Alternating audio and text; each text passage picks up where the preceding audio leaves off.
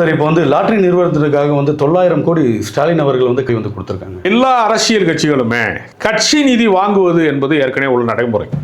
திமுகன்னு கிடையாது.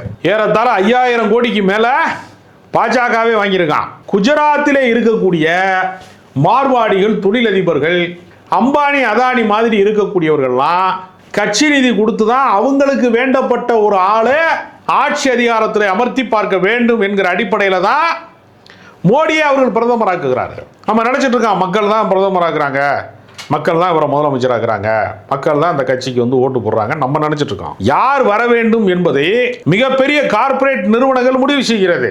தூத்துக்குடியில துப்பாக்கி சூடு நடந்தது. காக்கா குருவியை சுடுவதை போல இங்கு போராடி கொண்டிருந்தவர்கள் மீது, பொதுமக்கள் மீது குண்டு பாய்ச்சப்பட்டது, துப்பாக்கி சூடு நடத்தப்பட்டது.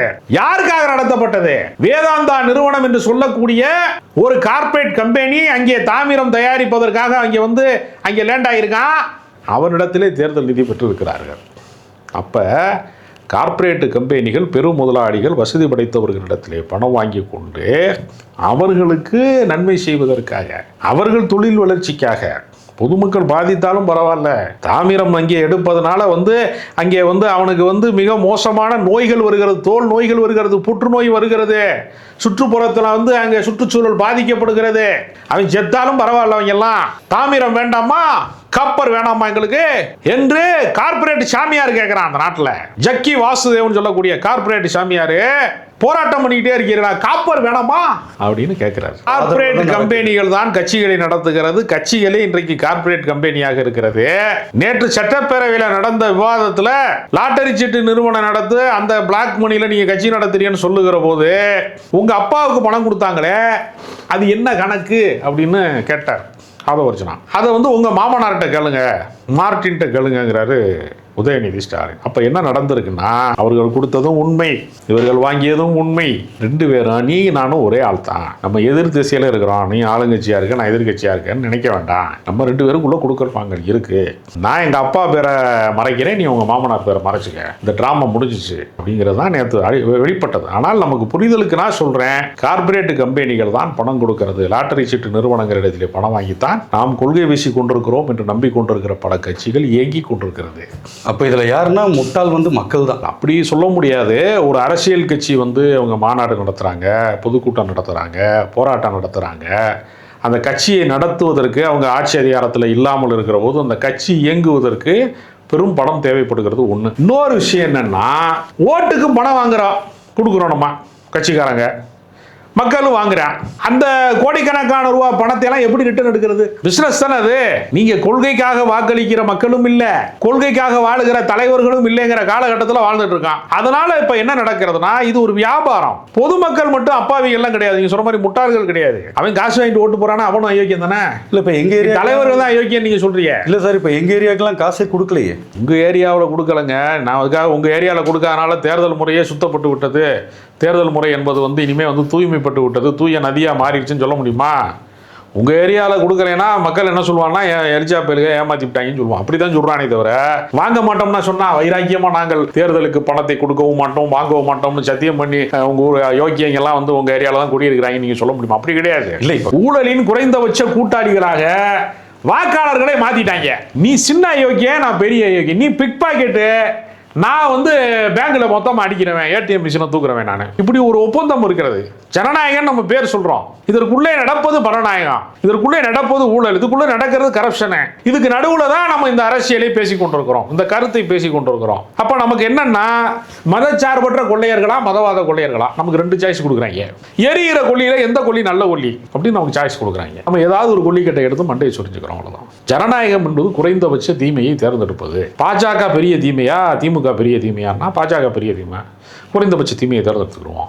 தாவேகா பெரிய தீமையா, அதிமுக பெரிய தீமையா, தாவேகா சிறிய தீமை, சிறிய தீமையை தேர்ந்தெடுத்துக்க. இப்படி தான் அரசியல் நிகழ்ந்து கொண்டிருக்கிறதே தவிர யாருமே தூய சக்தி கிடையாது. எனக்கு தெரிந்து ஒட்டுமொத்த அரசியல் கட்சிகள், எல்லா கட்சிகளுமே அடிப்படையில் தீய சக்திகளாக தான் நடைமுறையில் இருக்கான். இன்னைக்கு நடந்துகிட்டு இருக்க அரசியல் கரெக்டாக போய்கிட்டு இருக்குங்களா? என்னைக்குமே அரசியல் இப்படி நடந்தது இல்லைங்க. காமராஜர் காலத்திலேயே கூலி தொழிலாளர்கள் அன்றாடம் விவசாய கூலியாக இருக்கிறவனா சொல்லியிருக்கேன், ஐயா நாங்கள் ஓட்டு போடுறதுக்கு கியூவில் நின்றோம்னா இன்றைக்கி கூலி வேலை பார்க்குறவங்க சாப்பாட்டுக்கு காசு இருக்காதியா, நாங்கள் என்னையா செய்கிறது அப்படின்னு சொல்லும்போது காங்கிரஸ் தலைவர்கள்லாம் காசை கொடுங்கப்பா, ஒரு நாள் கூலியை கொடுங்கப்பா அப்படின்னு அந்த காலத்துலேயும் சொல்லியிருக்காங்க. எல்லா காலத்துலேயுமே இது நிகழ்ந்துதான் இருக்கு. அந்த காலம்லாம் புனிதமானது அப்படி கொஞ்சம் பேர் சொல்லிட்டு இருக்காங்க. அந்த காலத்தில் நம்ம உயிரோடு இல்லை, நம்ம பிறக்கலைன்னு அர்த்தம். அப்போ அந்த காலத்துல இருந்தே பாதி பேர் உயிரோடு இல்லை, கொஞ்சம் பேர் பிறக்கலை. அந்த காலம்லாம் பொற்காலமானு கேட்டால் அப்படி கிடையாது. மனிதர்கள் இப்பொழுது பேராசைக்காரர்களாக மாறி இருக்கான். அன்னைக்கு கூலி தொழிலாளி மட்டும் கேட்டால் அன்னைக்கு எல்லாருமே கேட்குறாங்க. அவ்வளோதான் வித்தியாசம். அதனால் எல்லா காலத்துலேயுமே அந்த மாதிரி தவறுகளுக்கான அடிப்படைகள் நடந்திருக்கிறது. இப்போ சினிமாவில் வந்து புதுசாக தனுஷ் வந்து ஒரு கட்சி ஒன்று ஓப்பன் பண்ணுறாரு, கவனிச்சிங்களா? ஆமாம். நடிகர்கள் எல்லாமே கொஞ்சம் கட்சி துவங்கிடலாமா? மக்கள் வந்து அது ஆதரவு கொடுப்பாங்களா? மக்கள் எப்படி எடுத்துக்கிடுவான்? நீங்கள் இல்லை, இது ஒரு விதிவிலக்கு தானே. நீங்கள் வந்து எல்லாருக்குமானதுன்னு நம்ம எப்படி சொல்ல முடியும்? அப்போ வந்து டிஎம்கேவோட ஆட்சி சரியில்லைங்கிறனால விஜய் அவர்களை இல்லை, அப்படி கிடையாது. டிஎம்கே ஆட்சி சரியில்லைன்னு கிடையாது. இவிஎம்லையும் மோசடி இருக்கு, பல காரணங்கள் இருக்கிறது. அந்த கட்சியை வந்து நேற்று வந்தவர் திரு ஜோசப் விஜய் அவர்கள், அவங்க வந்துட்டு இந்த மாதிரி இவிஎம் மிஷின் வச்சு அவங்க ஜெயிக்க முடியுமா? இவிஎம் மிஷினை அவர் ஆப்ரேட் பண்ணல. தேர்தல் ஆணையத்துக்குள்ள ஏதாவது ரகசிய உடன்பாடு இருக்கிறதா என்று ஒரு சந்தேகம் இருக்கிறது பல பேருக்கு. ஏன்னா ஓட்டு கேட்கவே போகலங்க. ஓட்டு கேட்க போகாத ஒருத்தர் ஜெயிக்கிறாருங்க, எம்எல்ஏ ஜெயிக்கிறாரு, மந்திரி ஆகிறாரு, அவர் தான் நடிகருங்கிற ஒரு ஃபேம் வச்சிருக்காரு. அது சினிமா தியேட்டரே ஃபுல்லா இல்லையா? பல தியேட்டர் படிங்க. நீங்க சினிமா தியேட்டர்ல இன்னைக்கு இப்ப ஜனநாயகனுக்கு டிக்கெட் போட்டு பாருங்க, தியேட்டர் காலியா இருக்கா ஃபுல்லா இருக்கான்னு பாருங்க. நீங்க யாருமே நிரந்தர சூப்பர் ஸ்டார் கிடையாது. ரஜினிகாந்த் கூட லால் சலாம் ஓடல, பல படங்கள் ஓடல. இவருக்கு கூட வாரிசுங்கிற படம் பெருசா போகல.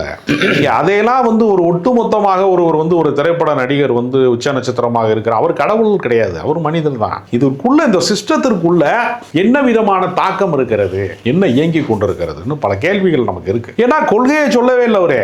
பொதுக்கூட்டங்கள் இல்ல, ஆர்ப்பாட்டங்கள் இல்ல, போராட்டங்கள் இல்ல, நடைபயணங்கள் இல்ல, மக்களை சென்றடையாமலே யார் வேட்பாளர்னு இல்ல, எதுவுமே இல்லாம வெற்றி பெறும்போது அப்புறம் தனுஷ் ஆசைப்படுவாரா? ஆசைப்பட மாட்டாரா? பரீட்சையும் எழுதாம, பள்ளிக்கூடத்துக்கும் போகாம, பல்கலைக்கழகத்துக்கே துணைவேந்தர் ஆகலாம்னு நிரூபிச்சிட்டாங்கல்ல.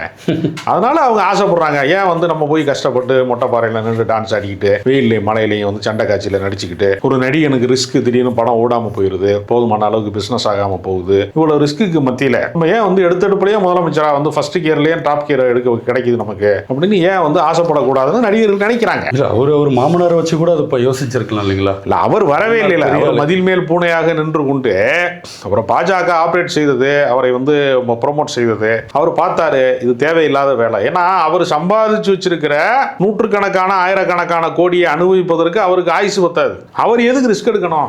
பணம் சம்பாதிக்கிறதுக்காக கொஞ்சம் பேர் கட்சிக்கு வர்றான். விஜய்க்கு வேண்டுமானால் போதுமான செல்வம் இருக்கலாம், பொருளாதாரம் இருக்கலாம். விஜய் கட்சியில் எவ்வளவு பேர் பரதேசியா இருப்பான், எவ்வளவு பேர் வந்து சம்பாதிக்க முடியாதவன் இருப்பான். அவன் ஒரு அரசியல் கட்சியில் சேர்ந்து சம்பாதிக்கலாம் நினைப்பான்ல. அதனால ரஜினிகாந்த் வந்து என்ன நினைச்சாரு, இந்த வயதுக்கு பின்பு நம்ம வந்து ரிஸ்க் எடுக்க வேண்டியது இல்லை, அவர் விலகி கொண்டார். அதற்கு இன்னொரு காரணம், பாஜகவின் கைப்பொம்மையாக இருக்க வேணாம், அவங்க ரிமோட் கண்ட்ரோல்ல நம்ம இயங்க வேணாம். அப்ப தனுஷ் வந்து பாஜக கூட பின்னணியில வரலாம் அப்படின்ற மாதிரி ஒரு விஷயம், அப்படி சாத்தியங்கள் இருக்கிறது என்று நம்ம தகுந்த வட்டாரங்கள் சொல்லுது. என்ன காரணம்னா, அவர் வந்து கொஞ்சம் மதம் சார்ந்த சிந்தனை உடையவராக இருக்கிறாரு. ஓம் நம சிவாயங்கிறாரு.